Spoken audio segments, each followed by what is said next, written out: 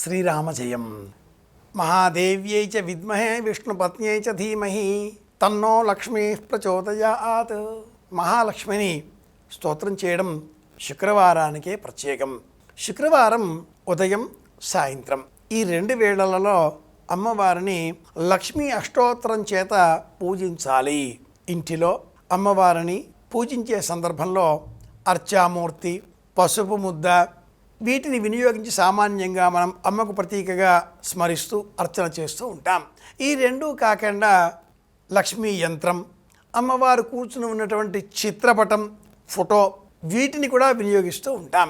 ఇవి కూడా కాకుండా మరికొందరు లక్ష్మీదేవికి సంబంధించిన కలశ పూజ అన్న పేరిట ఒక కలశాన్ని కూడా ఏర్పాటు చేసి అర్చన చేస్తూ ఉంటారు.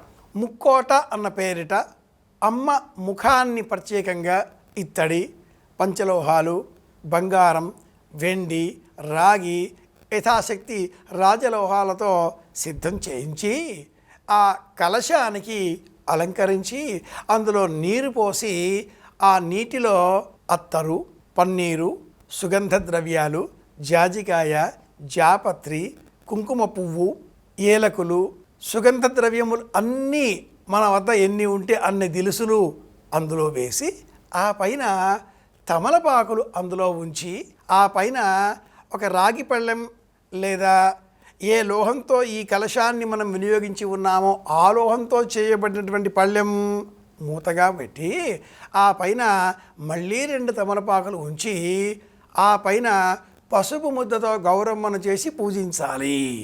ఇలా అర్చన చేసిన అనంతరం ఆ కలశంలో ఉండే సుగంధ ద్రవ్యమును నీటిని మరుసటి నాడు స్నానం చేసే నిమిత్తమై ఇంటిలో ఉండేటటువంటి మహిళలు వినియోగించాలి. ఇలా చేసిన ఎడల సంపూర్ణమైన లక్ష్మీదేవి కళలు వారికి లభిస్తాయి. ఇంటిలో వివాహం కాని కన్యకామణులు ఉన్న ఎడల వారికి శీఘ్రమే వివాహం కావాలి. లక్ష్మీ కళలు ఆ అమ్మాయికి వచ్చి చేరాలి, పెళ్ళి కళ రావాలి.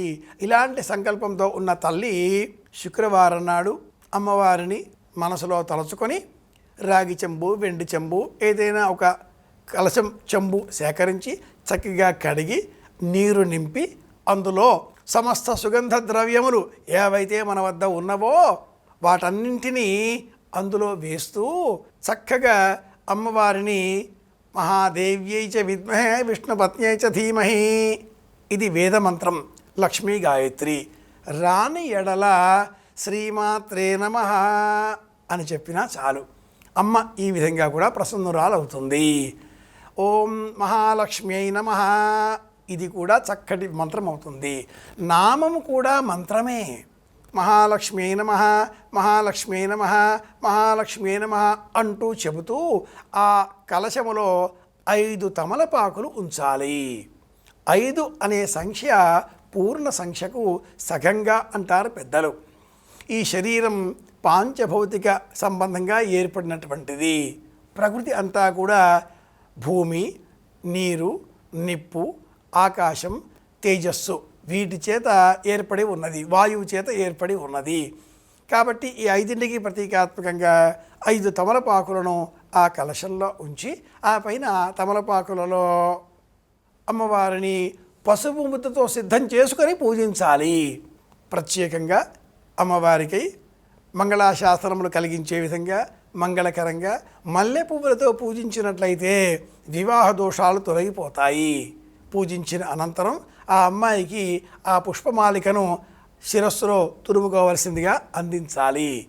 మరుసటి నాడు అంటే రేపటి శనివారం ఉదయం ఆ చిన్నారి స్నానం చేసిన తరువాత, ముందుగా ఒక స్నానం చేయాలి. స్నానం చేసిన తర్వాత ఉతికిన పొడి వస్త్రాలు ధరించి పూజాగృహంలోనికి వచ్చి దేవతారాధన చేసి బెల్లం లేదా ఏవైనా పండు నివేదనగా సమర్పించి అనంతరం ఆ కలశం కదిలించి ఆ కలశంలో ఉండేటటువంటి నీటిని శిరస్సు పైన సంప్రోక్షణ చేసుకొని కొంత నీటిని తీర్థంగా తీసుకోవాలి. మిగతా నీటిని అలాగే భద్రపరచి 3వ రోజున ఆదివారం నాడు స్నానం చేసే సమయంలో ఆ నీటిని వినియోగించుకోవాలి. ఇలా చేసినందువలన ఆ అమ్మాయికి పెళ్ళి కళ ఏర్పడుతుంది. లక్ష్మీ కళలు 16 కళలు ఆ అమ్మాయికి వచ్చి చేరతాయి.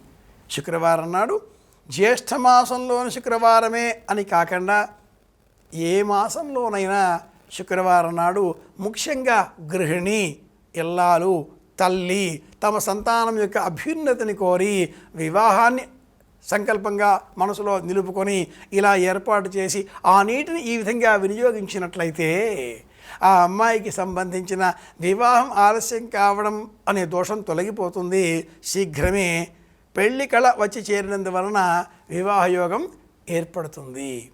తెలుసుకున్నాం కనుక పాటిద్దాం, ప్రయోజనం సాధిద్దాం. మళ్ళీ రేపు కలుసుకుందాం. శుభమస్తు. శ్రీరామ జయం.